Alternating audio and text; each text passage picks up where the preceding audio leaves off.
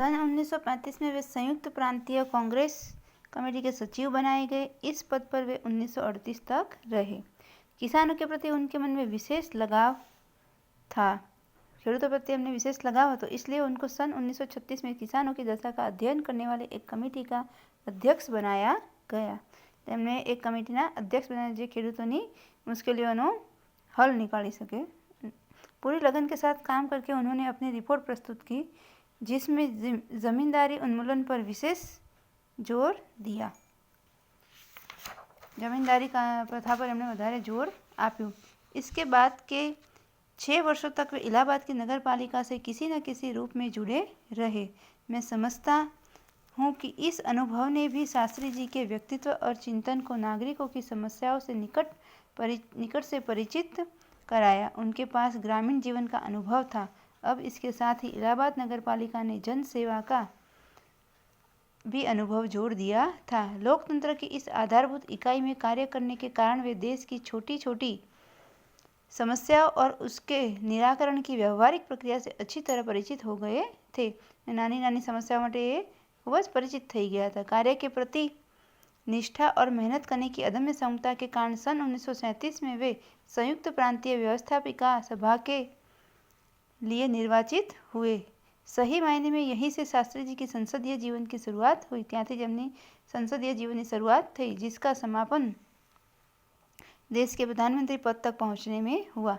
शास्त्री जी को भारतीय राजनीति की इतनी सही और गहरी पकड़ थी कि श्रीमती इंदिरा गांधी ने उन्हें अपना राजनीतिक गुरु मानते हुए कहा था कि उन्हीं के मार्गदर्शन में मेरा राजनीतिक जीवन शुरू हुआ। गांधीजीના માર્ગદર્શનમાં જ इंदिरा ગાંધીજીનું એમનું राजनीतिक जीवन शुरू થયું હતું।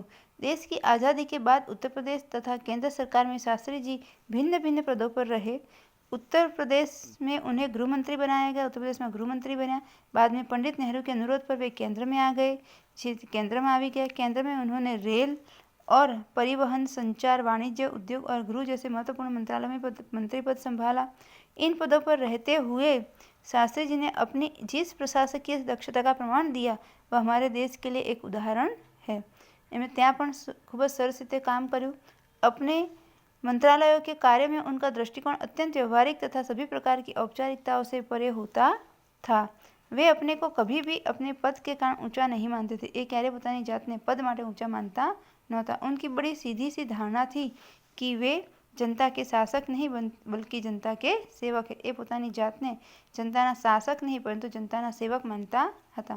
ऐसी भावना से कार्य करने के कारण उन्हें अपने मंत्रालय से में तो लोकप्रियता मिली ही, साथ सारे देश में भी लोकप्रियता मिली। तेओ आखा देश में लोकप्रिय बन्या।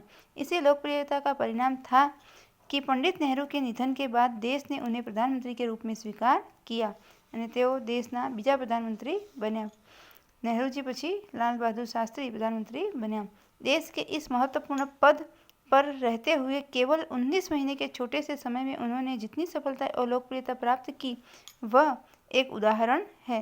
19 महीनाना नानकड़ा समय में एमણે खूब જ सफलताओं मेळवी અને लोकप्रियता પણ प्राप्त करी। शास्त्री जी के सामने अपना उद्देश्य बिल्कुल स्पष्ट था।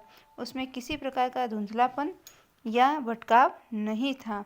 वे हमारे देश के अत्यंत महत्वपूर्ण पदों पर रहे और इन पदों पर रहते हुए स्वाभाविक रूप से वे अधिकार संपन्न भी थे, लेकिन उन्होंने हमेशा आत्मसंयम से काम लिया तथा अधिकारों से अधिक कर्तव्यों पर जोर दिया। एमनी जोड़े अधिकार हता तेम छतां ए अधिकारनो खोटो उपयोग नहोतो करता, पण एमने एमना अधिक कर्तव्य पर एमणे जोर आप्युं हतुं। शायद इसलिए शास्त्री जी इतने अधिक लोकप्रिय भी हो सके। उन्होंने अलीगढ़ मुस्लिम विद्यालय के दीक्षांत समारोह में 19 दिसंबर 1964 को छात्रों को संबोधित करते हुए कुछ इसी तरह से विचार व्यक्त किए थे। आपके भविष्य की मंजिल चाहे जो कुछ भी हो, आप में से प्रत्येक को यह सोचना चाहिए कि તમારી ભવિષ્યની મંજિલ ગમે તે હોય પણ તમારે દરેકે વિચારવું જોઈએ કે आप सबसे पहले देश के नागरिक है कि તમે સૌથી પહેલા દેશના નાગરિક છો। यह आपको संविधान द्वारा प्रदत्त कुछ अधिकार देता है जे तमने संविधान तरफ से तमने एक अधिकार आपे छे, लेकिन इससे कुछ कर्तव्य का भी बोझ आता है। परंतु ज्यां अधिकार होय त्यां कर्तव्य त्यां तमारी फरज पण आवे छे, जिसे समझना चाहिए, जेने तमारे जाणवी जोईए। हमारा देश प्रजातांत्रिक है जो निजी स्वतंत्रता देता है। આપણો દેશ જે છે એ लोकतंत्र धरावे छे जो निजी स्वतंत्रता तमने आपे छे, लेकिन इस स्वतंत्रता का उपयोग एक व्यवस्थित समाज के हित में स्वेच्छा से लगाए गए प्रतिबंधों के तहत होना चाहिए, पण एनो खोटो आपणे दुरुपयोग करवो जोईए नहीं।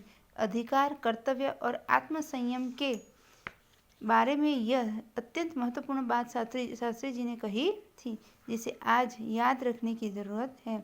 जेने आजे आपणे याद रखवानी वधारे जरूर छे कि आपणे आपणा अधिकार, आपणा कर्तव्य